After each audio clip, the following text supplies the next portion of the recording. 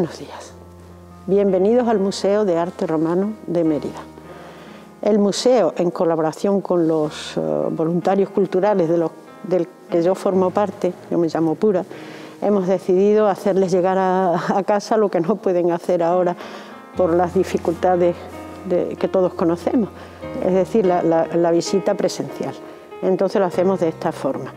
Hemos elegido cada uno una pieza dentro del contexto que nos cuentan las piezas, y yo he elegido concretamente el mosaico de los aurigas. Este mosaico fue encontrado en una calle céntrica de Mérida, en la calle Arzobispo Mausona, y por las dimensiones que tiene, es de pensar que pertenecía a una domus de algún personaje importante, que podía ser pues un alto cargo de la administración, un cargo político, un militar de alto rango o bien una persona de negocios. Una persona de negocios vinculada a los caballos, posiblemente un propietario de cuadras, ya que eran bastante famosos en la antigua Roma los criadores de caballos hispanos, y sobre todo porque da mucha información en este mosaico, demuestra mucho conocimiento de este deporte, lo vamos a seguir llamando deporte, pero podría ser cualquiera de las otras cosas. Lo que está claro es que por las dimensiones del mosaico, que es el más grande que hay en el museo, y creo que, si no el más grande, uno de los más grandes de Hispania, que se han encontrado en Hispania, pues apuntan a que sí fuera así, ¿no? Una domus importante. La domus, en contraposición con la villa, suele tener... La villa es romana, es la que se encuentra fuera, en el campo, lo que vendría a ser el cortijo de hoy. Era la vivienda del propietario de una explotación agropecuaria. La parte urbana, es decir, donde vivía el propietario de esa, tenemos muchísimos mosaicos aquí, la temática cambia, porque suele ser o escenas de las cosechas o escenas de caza, cosas propias del campo, o bien algo relacionado con las estaciones, que tan importante era para el campo. Aquí, sin embargo, yo encuentro que es un tema urbano, porque hace alusión a la parte figurativa, hace alusión al circo, y en el centro, que ahora pasaremos a analizarlo y a verlo más detenidamente, es una escena mítica, pero de Baco, que Baco estamos acostumbrados a vincularlo solo con el vino y la fiesta, pero también era el dios del teatro. Por las dimensiones se puede ver el tamaño de la estancia. Entonces no se sabe exactamente qué estancia era, pero posiblemente, al ser tan lujosa, era una estancia para ser vista. Y el propietario de estas casas, la gente que tenía negocio, la gente que tenía dinero, solían tener un habitáculo que equivaldría al despacho de hoy día, donde recibían a los que venían a tratar de negocios con ellos, o a presentarles sus respetos al modo del padrino, pero vamos, salvando las diferencias, a presentarles sus respetos porque son protegidos de este señor, y normalmente tenían una gran sala de espera que daba acceso a ese tablinum, que es como se llamaba esa especie de despacho. Entonces está claro que esto está hecho, es un suelo que está hecho para ser visto, es con ostentación. Está claro también que el propietario, si no era propietario, el dueño, si no era propietario de cuadras, sí era muy entendido en este deporte, porque en uno de los bloques figurativos pues aparece mucha información de caballos, de cuadras, el nombre del auriga, los nombres del auriga, pero en un caso también el de caballo y cuadra.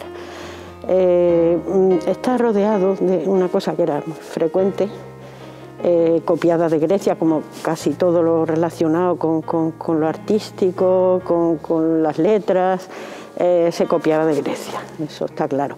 De hecho, el nombre lo dice todo, la greca.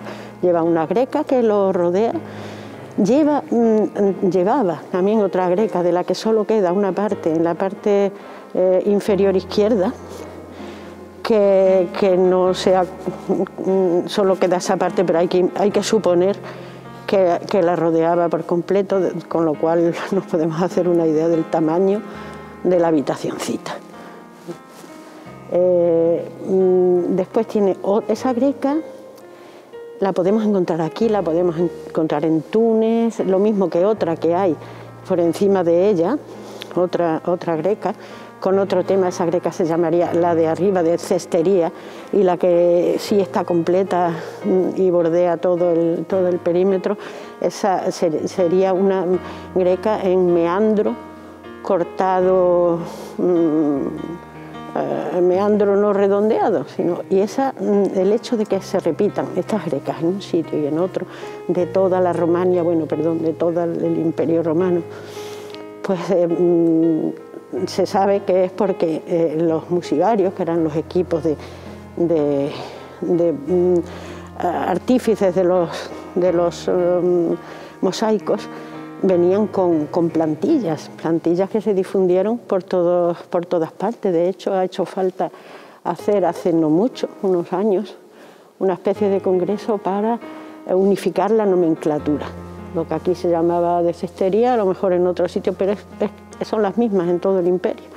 Entonces eso es bastante curioso y se le suele prestar poca atención a las figuras geométricas, pero también son bastante dificultosas, ¿no? Sobre todo si está uno acostumbrado a hacer puzzles o jugar al Tetris, está claro que comprende lo dificultoso que es.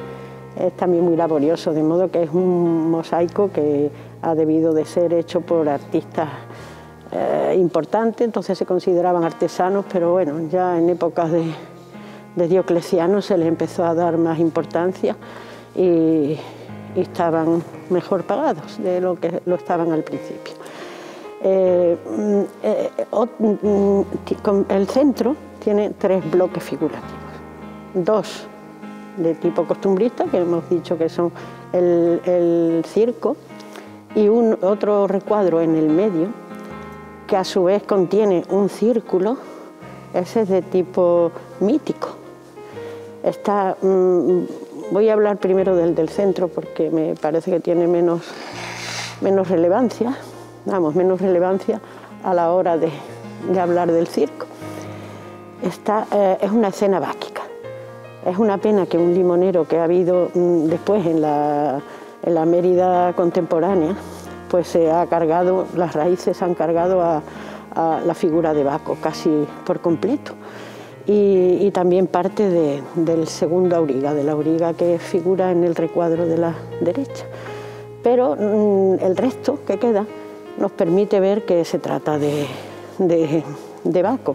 No aparece las pampas, las uvas, lo que hace que casi todo el mundo lo identifique inmediatamente con Baco, pero sí aparece su cortejo. Baco iba siempre acompañado de bacantes, unas ninfas que iban danzando, y esas sí aparecen ahí. Y otra cosa que caracteriza mucho al cortejo de Baco es la compañía de un felino, de en este caso es una pantera, normalmente es una pantera, pero bueno, en cualquier caso un felino siempre. Con lo cual en el centro estaba Baco. Baco, que vuelvo a recordar, era el dios del vino, de la fiesta y del teatro. En los otros dos, está también bordeada, las 4 esquinas que contienen el círculo, aparecen los 4 vientos, del norte, del sur, Bóreas, en fin, los 4 vientos representados como se representaban siempre. Pues como si estuvieran soplando, muy fácil de identificar como viento. Después, en el más interesante de los 2 bloques figurativos de los aurigas, es el de la izquierda, porque da mucha información. es bastante didáctico. Aparece Marcianus, bueno, Marcianus y en el otro Paulus. Tanto uno como otro debían ser personajes muy conocidos, aurigas muy conocidos, porque uno no pone en su casa, un aficionado a las carreras no pone Pepe Pérez, pone Fernando Alonso. Entonces el hecho de que pongas, ¿por qué? Porque todo el mundo sabe quién es Fernando Alonso. En este caso, pues Marcianus seguro que era muy conocido, y lo mismo que Paulus. Y otra cosa que también hace entender que era muy aficionado y muy entendido en esto es que pone incluso el nombre de uno de los caballos en el cuadro de Marcianus, Illuminator. También aparece el nombre de la cuadra o del dueño más abajo de los caballos esos. Y los propios caballos portan el símbolo de la victoria, que no era una copa, era una palma. Los caballos también llevan, porque claro, en una carrera, bueno, el auriga es fundamental, pero los caballos también. Entonces habría caballos suficientemente conocidos como para que llevaran un nombre y la gente cuando los viera identificara ese nombre con ese caballo.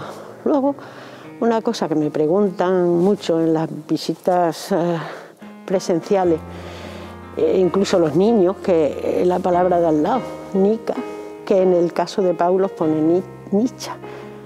Los niños te preguntan que si es el apellido, evidentemente los mayores no, pero sí se preguntan por qué pone Nica, por qué pone Nicha y qué significa.